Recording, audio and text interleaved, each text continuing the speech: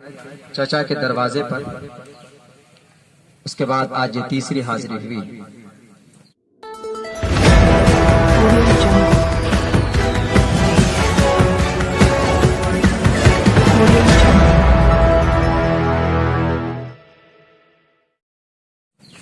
अभी आप लोगों से दीनी गुफ्तगू नहीं करेंगे और ना ही सियासी एतबार से आपसे ना वोट मांगे, बल्कि एक जो पार्टी आई है हमारे बिहार में,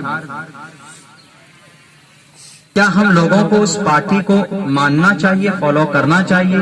उस पार्टी को जिताने के लिए क्या हमें मेहनत करनी चाहिए? इसके बारे में कुछ सवालात हमारे जहन में हैं, जो आपके जहन में भी है। उन सवाल का जवाब मैं देना चाहता हूं। उसके बाद फिर यहां से आगे का सफर है। देरी हो गई, 3 बजे आना था।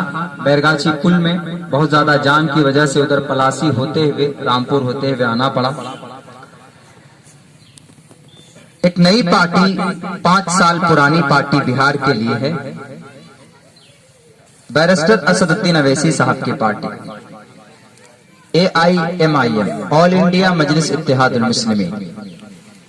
इस पार्टी में लफ्ज मुस्लिम लगा हुआ है। कुछ लोगों को ये शुबा होता है कि ये मुसलमानों की पार्टी। तो मैं आज आप लोगों को ये कह दूं, अगर आपके जहन में ये सवाल है कि ये मुसलमानों की पार्टी है, तो ऐसा नहीं है।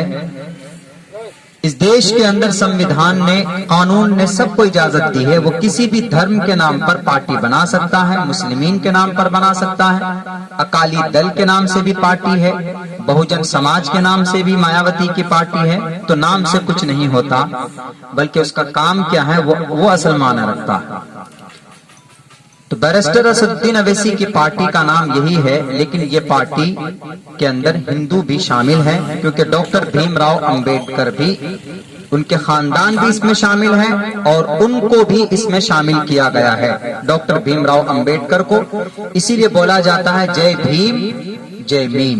मीम से मुसलमान, भीम से भीमराव अंबेडकर। भीमराव अंबेडकर से मतलब सारे दलित लोग, सारे निचले हिंदू समाज के लोग। तो ये मुस्लिमीन से आप लोग गलत फहमी में नहीं पड़िएगा। दूसरी बात, अवैसी साहब पूरी दुनिया को छोड़कर हमारे सीमांचल में क्यों आए? और सीमांचल में, बल्कि बिहार तो पूरा गरीब है, लेकिन सीमांचल में ही उन्होंने अब से पहले भी कैंडिडेट दिया था और इस मर्तबा कह रहे हैं कि पूरे बिहार में लड़ेंगे इलेक्शन। तो और कहीं क्यों नहीं जाते? और भी बहुत सारा स्टेट है, गोवा है, कर्नाटका है, राजस्थान है, भोपाल है, छत्तीसगढ़ है, बंगाल है, लेकिन वो बिहार क्यों आए? वो इसलिए बिहार आए हैं, खुसूसन सीमांचल इसलिए आए। हमारा ये सीमांचल, चारों जिला को सीमांचल बोलते हैं, अररिया को, पूर्णिया को, किशनगंज को।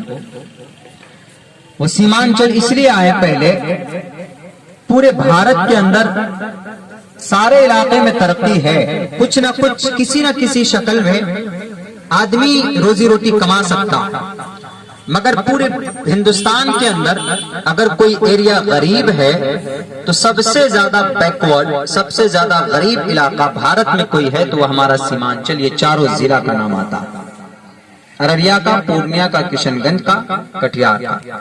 क्यों आता है? इसलिए कि यहाँ पर एक भी फैक्ट्री नहीं, न सरकारी फैक्ट्री है न तो प्राइवेट फैक्ट्री। इसलिए मजदूर लोग, माइग्रेंट लोग कहाँ जाते हैं मजदूरी करने? बाहर जाते हैं। तालीमी मैदान में आइए, सरकारी एतबार से बहुत सारे फंड हैं, बहुत सारे कॉलेजेस हैं। तो तालीमी मैदान में हमारे इन चारों एरिया को, चारों जिला को ठगा गया। स्कूल बढ़िया नहीं, कॉलेज बढ़िया नहीं, यूनिवर्सिटी नहीं, मेडिकल कॉलेज नहीं। एक भी पूरे चारों जिलों के अंदर आप नजर उठाकर देखिए, एक भी मेडिकल कॉलेज नहीं, एक भी इंजीनियरिंग कॉलेज नहीं, एक भी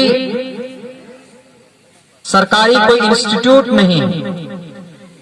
किशनगंज में एक मेडिकल है और एक कटिहार के अंदर है, तो वो भी प्राइवेट है, इन चारों जिलों में। और दूसरी बात, दूसरी जगह आप चले जाइए, पूरे अररिया जिला के अंदर देख लीजिए, हमारा आबादी है 28 लाख अररिया जिला। यहाँ पर कॉलेज की तादाद है सिर्फ 9 कॉलेज है पूरे अररिया जिला। लेकिन आप यही आबादी रोहतास जिला के अंदर है, वहां पर कॉलेज की तादाद है 38। फर्क है, आबादी बराबर है। वहां क्यों आपने 38 कॉलेज बनाया, यहां क्यों आपने 9 कॉलेज बनाया? आपको किसने रोका था बनाने से? क्यों ऐसा किया गया? क्योंकि यहाँ माइनॉरिटी के लोग रहते हैं, अल्पसंख्यक के लोग रहते हैं, यानी मुस्लिम रहते हैं, कमजोर तबके के लोग रहते हैं। दूसरी बात, हमारे पूरे अररिया के अंदर हाई स्कूल की तादाद कितना है? 44 है। आबादी कितनी है? 28-29 लाख। मगर यही आबादी बेगूसराय में देखिए, बेगूसराय में यही आबादी 28-29 लाख, लेकिन वहां पर हाई स्कूल की तादाद 88 है। बताइए, सौतेला रवैया अख्तियार किया गया कि नहीं किया?